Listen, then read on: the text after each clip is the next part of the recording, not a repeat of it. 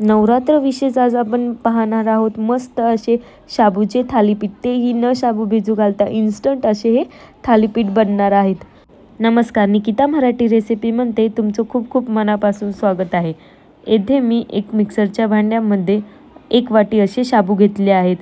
हे फक्त आपल्याला शाबूचे 2 भाग करून घ्यायचे आहे, म्हणजे चालू बंद करून असे 1 सेकंदावर आपल्याला हे फिरवून घ्यायचे आहे। त्यामध्ये मी 3 मिरच्याही टाकल्या आहेत। हे आपल्याला मिक्सरमध्ये मोठे असे वाटून घ्यायचे आहे, जास्तही बारीक नाही वाटायचे आहे।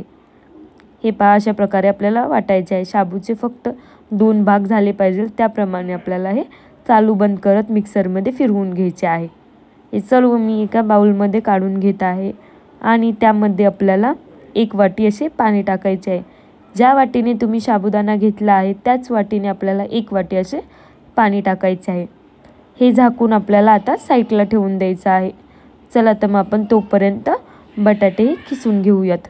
येथे मी 1 बटाटा घेतला आहे, त्याची साल काढून घेतली आहे आणि त्याला हे पहा अशा किसणीच्या साहाय्याने किसून घ्यायचं आहे। ही खिसी जास्त बारीकही नाही ठेवायची आहे आणि जास्तही मोठी नाही। हे पहा अशा प्रकारे आपल्याला मीडियम ही ठेवायची आहे, म्हणजे आपले हे थालीपीठ आहे ते मस्त दिसतील आणि क्रिस्पी लागतील। त्यामुळे खिसी थोडीशी मोठीच ठेवायची आहे, जास्त बारीकी करायची नाही। हे पहा सर्व खिसी आपल्याला त्या साबुदाण्यामध्ये मिक्स करायची आहे आणि त्यामध्ये आणखीन अर्धा वाटी असे पाणी टाकायचं आहे, म्हणजे आपला शाबू हा मस्त भिजेल आणि फुलेल। त्याकरिता आपल्याला 10 मिनिटं साईडला ठेवून द्यायचं आहे। चला तर मग यासोबत आपण एक मस्त नारळ आणि शेंगदाण्याची चटणी बनवूयात।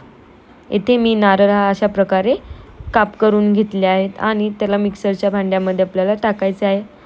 त्यामध्ये 2 मिरच्या आणि 2 चम्मच असे मी शेंगदाण्याचे कूट घेतले ते त्यामध्ये टाकायचे आहे। तुम्ही यामध्ये शेंगदाणेही टाकू शकतात भाजून किंवा मग कूटही टाकू शकतात। चवीनुसार मीठ आणि थोडेसे पाणी लागेल तसे तुम्ही पाणी त्यामध्ये टाकू शकतात। तुम्हाला घट्ट हवं आहे की पातळ त्यानुसार तुम्ही पाणी टाकायचे आहे। हे पहा किती मस्त आपली चटणी ही तयार आहे। खायलाही खूप चविष्ट लागते ही चटणी आणि इन्स्टंट ही बनते। हे पहा 10 मिनिटांनंतर आपला शाबू मस्त असा फुलला आहे। आता त्यामध्ये आपल्याला चवीनुसार हे मीठ टाकायचं आहे। व्यवस्थित असे ते सर्व मिक्स करून घ्यायचं आहे। हे पहा एकजीव करून घ्यायचं आहे। खूप लवकर बनतात आणि खायलाही खूप क्रिस्पी लागतात आणि खूप चविष्ट लागतात। हे पहा इथे मी पॅन हा गरम करून घेतला आहे थोडासा, त्यावरती आपल्याला हे पहा अशा प्रकारे तेल सर्वकडे पसरून घ्यायचं आहे आणि हे पहा अशा प्रकारे आपल्याला त्यावरती टाकायचं आहे। हे पहा जास्त पातळी नाही करायचं, असे जाडच थोडंसं ठेवायचं आहे आणि आपल्याला जास्तच टाकायचं आहे। हे पहा अशा प्रकारे सर्व पसरून घ्यायचं आहे। हे पहा आणि झाकण ठेवून आपल्याला 1 मिनिट त्याला मस्त वाफवून घ्यायचं आहे। हे पहा 1 मिनिटानंतर त्याचे झाकण काढून आपल्याला असे वरती तेल टाकायचं आहे, म्हणजे आपली थालीपीठ खालती चिपकायला नाही पाहिजे आणि क्रिस्पी होईल। त्याकरिता असे 1 मिनिटानंतर आपल्याला त्यावरती तेल टाकायचं आहे।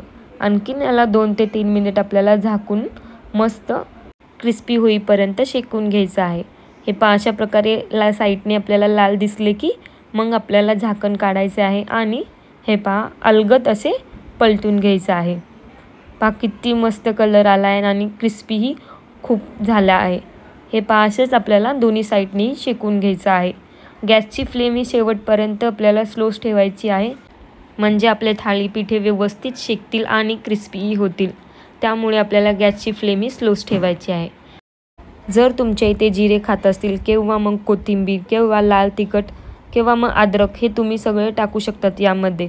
आमच्या इथे नाही खात त्यामुळे मी काहीच नाही टाकलं। तुमच्या इकडे खात असतील तर तुम्ही टाकू शकतात यामध्ये हे सर्व। हे पहा आपला पहिला थालीपीठ झाला की आपल्याला गॅसची फ्लेम ही स्लो ठेवूनच दुसरा थालीपीठ टाकायचा आहे, किंवा मग तुम्ही साईडला पॅन करूनही दुसरी थालीपीठ टाकू शकतात। हे पहा मी दुसरी अशीच केली आहे। एक वेळेस अशा प्रकारे थालीपीठ नक्की करून पहा, खूप क्रिस्पी लागते आणि बनवण्यासाठीही खूप सोपी आहे। जर तुम्हाला ही रेसिपी आवडली असेल तर माझ्या चॅनलला सबस्क्राईब करायला आणि व्हिडिओला लाईक करायला विसरू नका।